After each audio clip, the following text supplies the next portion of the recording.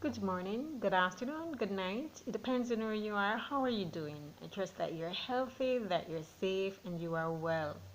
My name is Sophie Elizabeth Lambert. I'm a published author of three books titled Hope Deferred, Rise Up, Mentoring Boys to Become Men of Integrity, and a guide to effectively mentor boys to become men of integrity. I've been doing a series on mentoring boys to become men of integrity. Today's topic is sexual abuse. Sexual abuse is one of those things that anger me. It is a problem that the world has been battling with for centuries.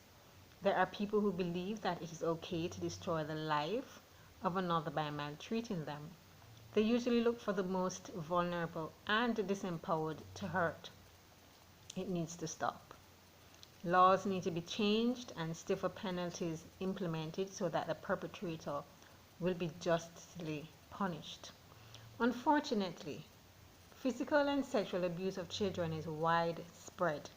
That includes that includes the abuse of male babies and boy child. Adolescent boys are also physically and sexually abused by others. As I said before, my topic today is sexual abuse. According to healthychildren.org, sexual abuse is any sexual activity that a child cannot understand or consent to.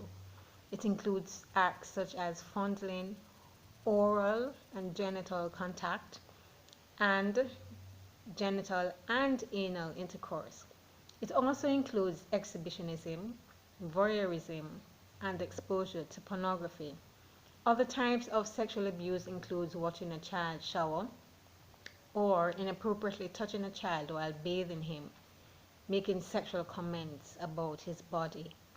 Because of how vast an area this topic is as it relates to the sexual abuse of male infants to adolescents, I will focus at this time on the abuse of children because childhood sexual abuse affects the male when he gets older.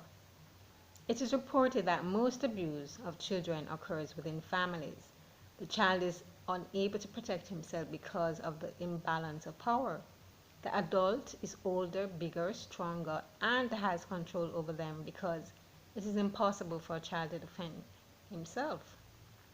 Research also shows that the abuser is usually an adult that the child trusts to care, protect, and provide for him. That person can be a family member or a friend or someone known by the family. The adult exploits the dominance they have over the child. A child can never be blamed, or even in later years of their life should not blame themselves for the inability to protect themselves against their abuser because of the inequality of the situation.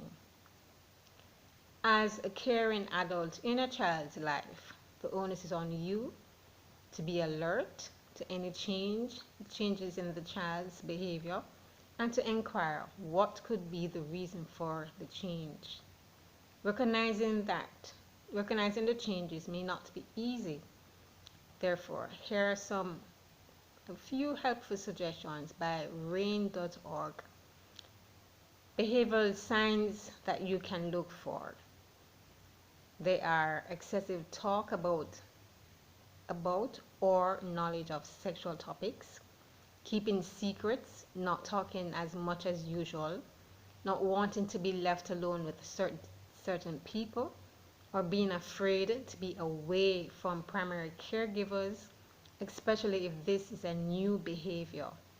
Regressive behaviors or resuming behaviors they had grown out of, such as thumb sucking and bedwetting, overly compliant behavior, sexual behavior that is inappropriate for the child's age, spending an unusual amount of time alone, trying to avoid removing clothing or to change or bathe,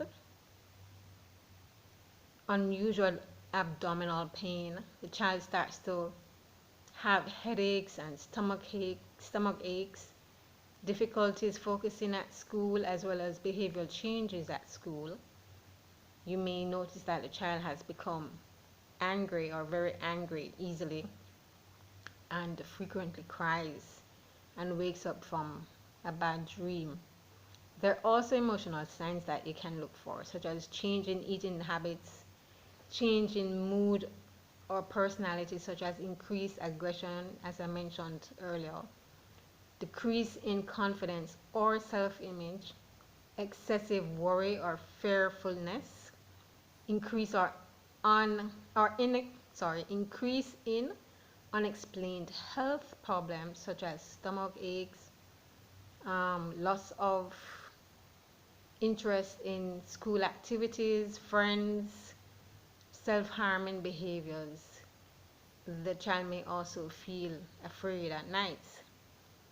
So those are some of the things that you can look for to see if those changes have developed almost overnight.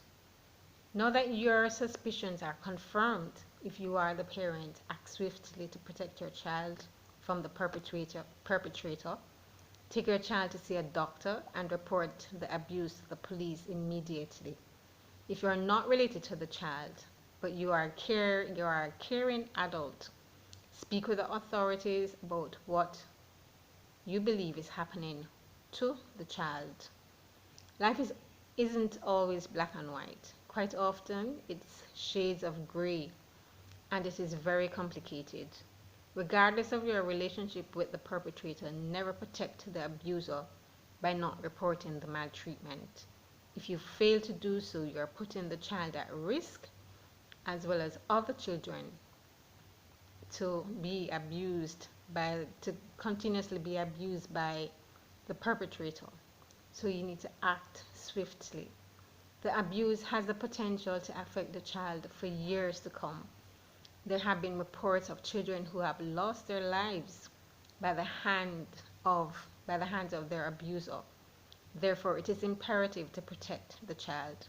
A perpetrator who doesn't get help will maltreat others.